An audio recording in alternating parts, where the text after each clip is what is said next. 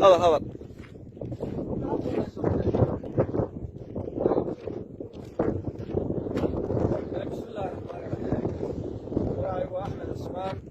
waxaan joognaa hadiyi Soomaaliland ay ka carartay gaasaakana waan daba joognay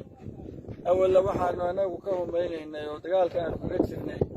dhinaca xariga tukarraq iyo baabuurta kala gudbinteeda iyo dalaqoonta